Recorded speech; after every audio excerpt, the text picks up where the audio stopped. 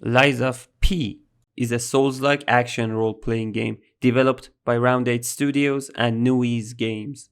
The story sets in the city of Krat, a gothic Victorian place which resembles a lot to Bloodborne.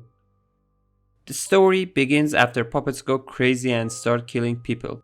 Our character, which is Pinocchio, gets awakened by Sophia, another big titty anime girl with colored hair, which at this point is a must in every Souls game, and our objective is to stop the madness in Krat.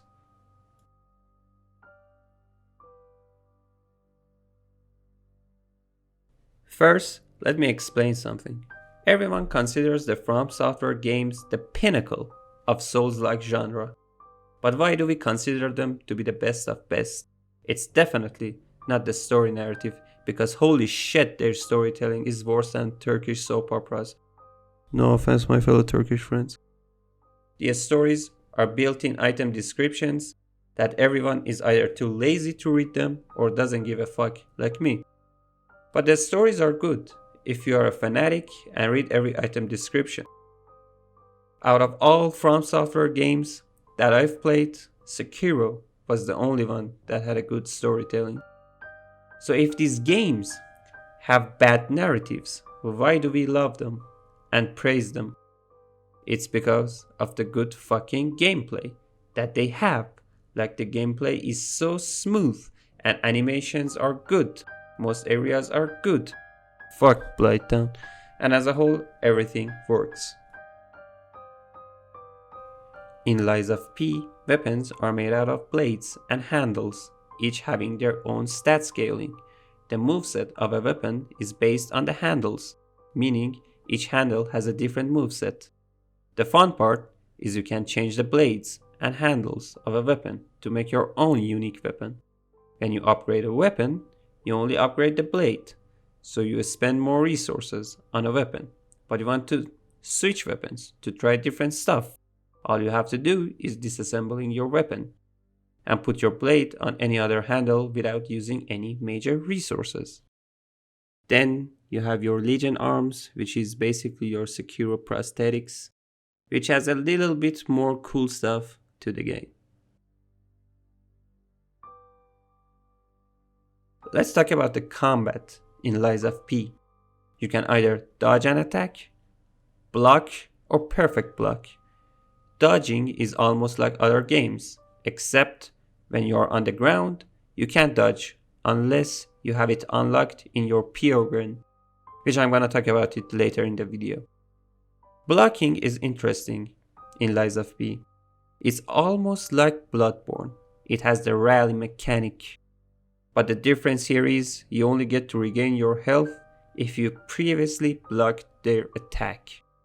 This mechanic encourages aggressive play, and the player has to make more active plays. Then there is perfect block, that is the equivalent of parrying or deflecting in Sekiro.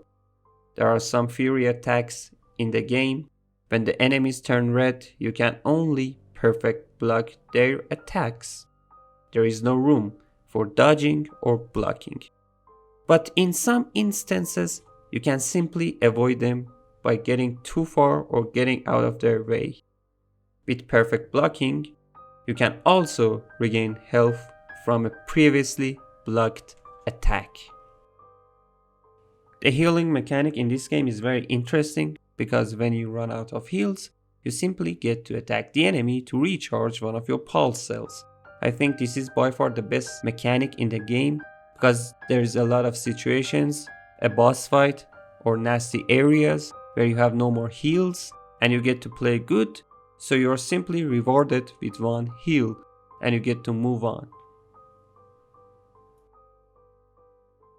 The consumables are also very OP and there's a good variety to them, like you can throw thermite, shock bombs, acid bombs, cluster bombs, saws, chains, and you can chew through a boss's health by simply clicking one button.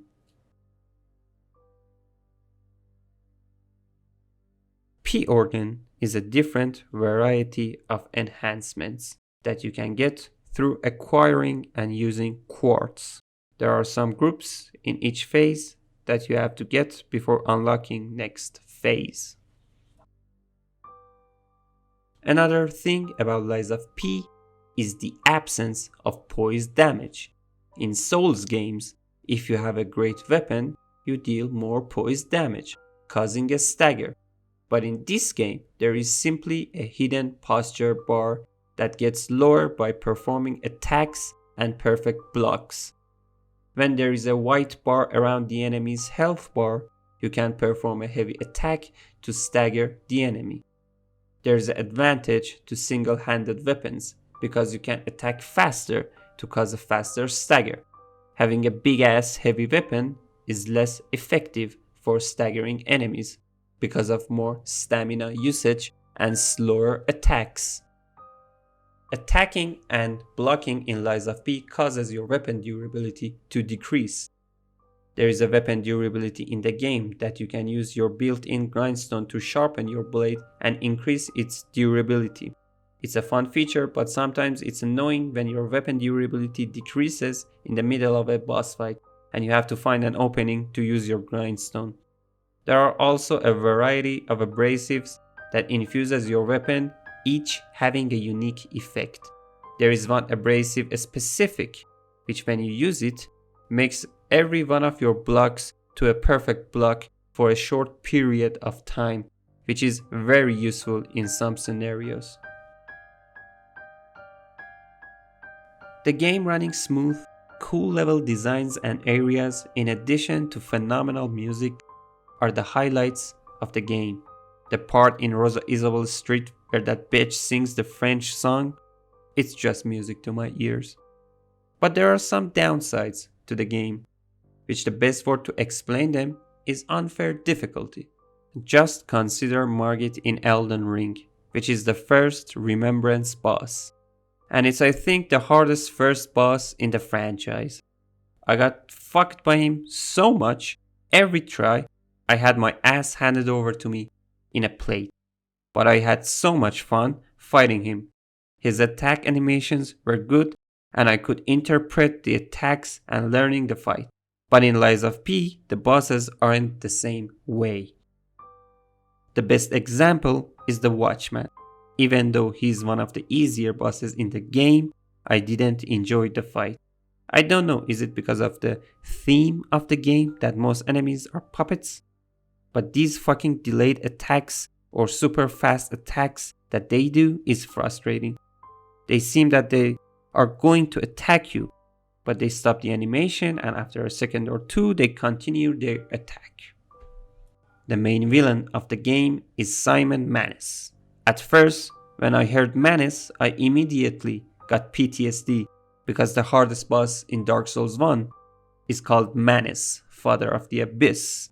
But when I reached Simon Manus, the boss was just as underwhelming as my father's 60-year-old fiance. Like the boss was doing random shit and had trash hitboxes, and this is just an example of the bad boss fights in the game. I have to memorize what the fuck are they going to do instead of learning what are they going to do. And that adds unfun difficulty to the game and makes the game unfairly hard.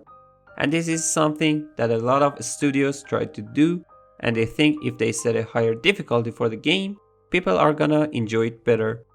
But that's just not the way to do it. Aside from bad animations, the game suffers from bad hitboxes, but I don't find it to be that frustrating because this is something that is in every game, but the amount is different. But you can work your ways through it. The lunge attacks in this game are insane.